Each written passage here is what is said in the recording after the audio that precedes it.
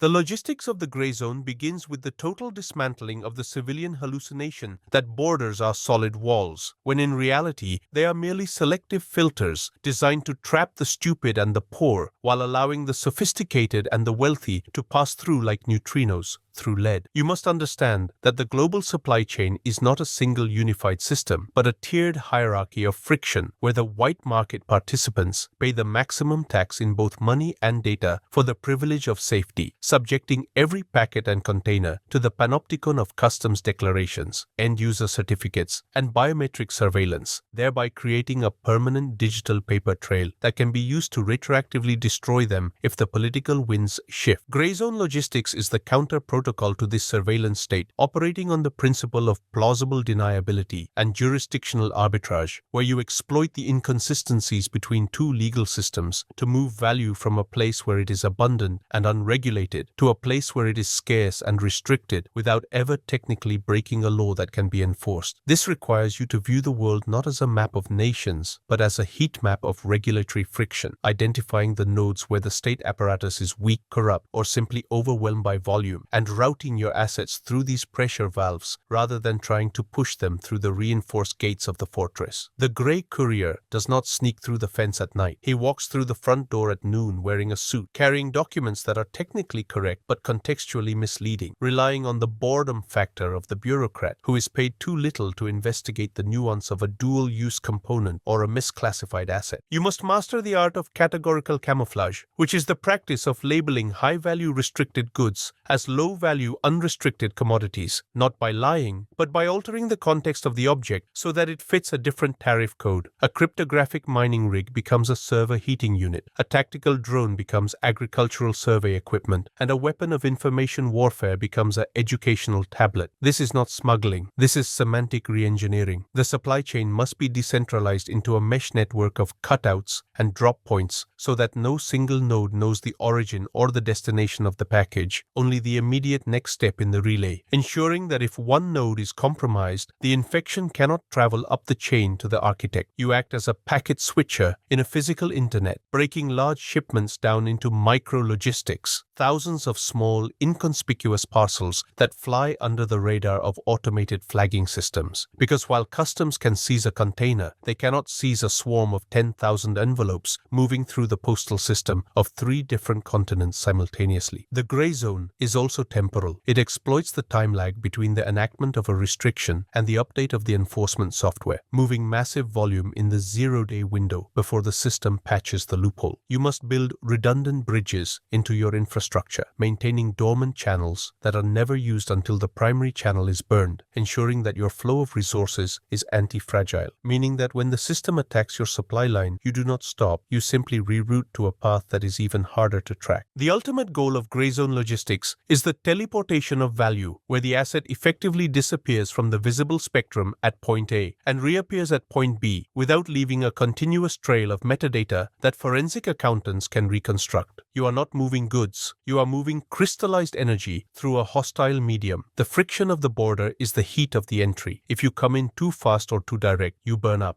If you come in at the correct angle, using the atmosphere of the bureaucracy against itself, you glide. You must treat every physical object as a liability until it reaches the safe house, and every piece of paper as a potential confession. The white market relies on trust. The gray market relies on verification and compartmentalization. You do not trust the courier. You trust the leverage you have over the courier. You do not trust the route. You trust the redundancy of the route. The map is not the territory. The territory is a fluid, chaotic ocean of opportunities where the only crime is getting stuck in customs. Keep moving. Be formless. Be the ghost in the machine. The second phase of gray zone logistics is the ruthless exploitation of the human layer, where you must understand that every blockade, every firewall, and every checkpoint is ultimately manned by a biological entity that is susceptible to fatigue, boredom, greed, and social engineering, meaning that the most sophisticated security system in the world can be bypassed by a smiling man with a clipboard who looks like he belongs there. You must view the bureaucrat bureaucrat, not as an enemy, but as a malfunctioning gate mechanism that requires a specific access token to open, which is rarely money in the crude sense of a bribe, which is dangerous and leaves a trail, but rather the currency of compliance theater, where you overwhelm them with so much perfectly formatted but meaningless paperwork that they wave you through just to clear the pile from their desk. The gray operator weaponizes the apathy of the low-level functionary, understanding that the customs officer at 4 p.m. on a Friday does not want to inspect a container. He wants to go home. And if your manifest is clean, your labeling is boring, and your demeanor is submissive, you become the path of least resistance for his desire to clock out. You must construct a proxy army of unwitting or semi-witting actors who bear the kinetic risk of the transaction on your behalf, utilizing cutouts, intermediaries who know only the face of the person above and below them, but never the architect, ensuring that if a node is compromised, the interrogation yields nothing but a dead end. This is the cellular structure of logistics, where you treat people as fuses, designed to burn out to protect the circuit. The courier, the driver, and the warehouse manager are disposable assets who are paid a premium for their ignorance, not their loyalty. You must master the art of the drop, creating a disconnect between the digital ownership of the asset and physical possession, ensuring that you never touch the hot item until it has been cooled through a series of jurisdictional washes. This involves the use of mules, who are often unaware of the true value or nature of what they are carrying, shielded by the blind courier protocol, where the package is sealed and the narrative is plausible. It's just machine parts, it's just documents, effectively outsourcing the legal liability to someone who has no defense. You must also cultivate sleeper agents within legitimate infrastructure, a friendly clerk at the shipping center, a contact at the harbor, relationships built not on transaction but on social grooming over months, buying them coffee, asking about their kids, becoming a fixture in their reality, so that when you finally need a favor, it doesn't look like a conspiracy, it looks like a friend helping a friend. This is human hacking, exploiting the tribal instinct that makes it harder to search the bag of a person you like. In the gray zone, information is the only dangerous contraband.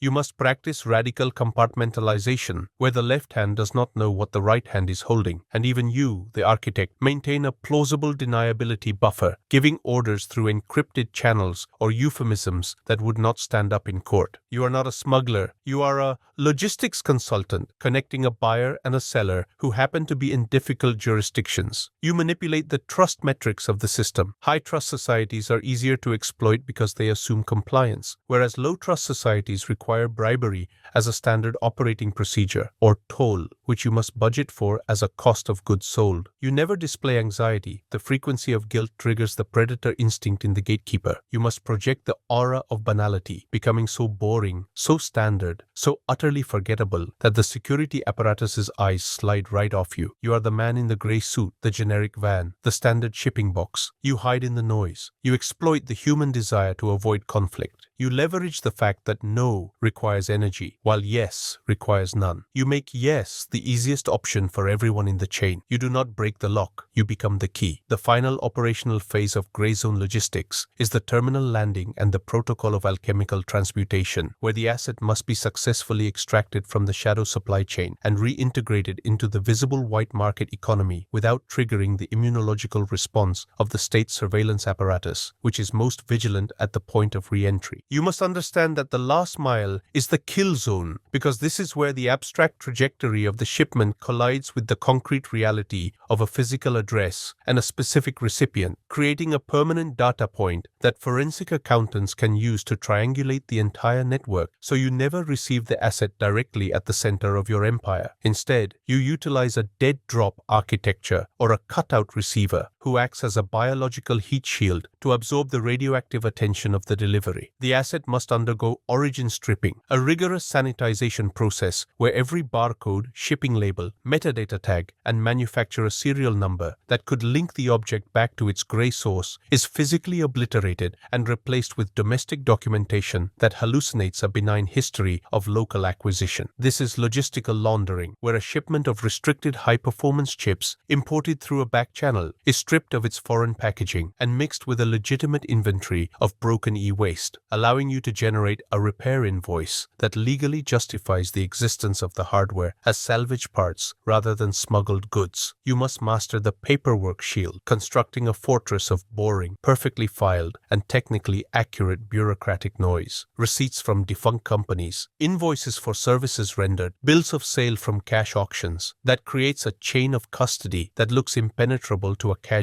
auditor but crumbles into dust if anyone actually tries to visit the addresses listed. The goal is to create a circular reference in the investigation where every query leads to another piece of paper rather than a person, exhausting the investigator's budget and patience until they close the file. You must employ jurisdictional air gapping, ensuring that the entity that physically holds the asset is legally distinct from the entity that profits from it, separated by a firewall of shell companies domiciled in states with high corporate privacy laws, so that if the warehouse is raided, the asset is seized but the architect remains untouched, protected by the corporate veil. The cooling period is non-negotiable. When an asset lands, it is hot and vibrating with the entropy of its journey, so it must be placed in quarantine, a storage unit paid for in cash, a basement of a proxy, a remote lot, where it sits dormant for a statistically significant period, the statute of limitations, or at least the audit cycle, to see if it attracts any delayed law enforcement tracers or GPS pings. Only after the asset has cooled do you integrate it into your active system. You must also practice digital incineration, the discipline of ruthlessly destroying the communication channels used to coordinate the move. The burner phones are smashed, the signal chats are set to disappearing messages, the hard drives are wiped with military-grade algorithms, and the digital ash is scattered so that no reconstruction of the conspiracy is possible. The grey profit derived from these assets must never touch your personal bank account directly. It must be filtered through a service layer, a consulting firm, a digital agency, a laundromat that charges the grey entity for management fees, converting the dirty profit of the logistics into the clean taxable income of a legitimate business. This is the transubstantiation of value, turning the lead of the underground into the gold of the overground. You must live by the rule of two books, one book for the taxman that shows a struggling but compliant business, and one book for yourself that shows the true dimensions of the empire. The ultimate victory in gray zone logistics is not just getting the package delivered, it is standing in the middle of a room filled with assets that technically do not exist, owned by companies that cannot be traced, generated by a supply chain that has already evaporated, and smiling at the auditor who can find nothing wrong because you have successfully simulated the boring, mundane reality of a law-abiding citizen while operating a sovereign state within their borders. The trail ends here. The asset is yours. The history is erased. The silence is total.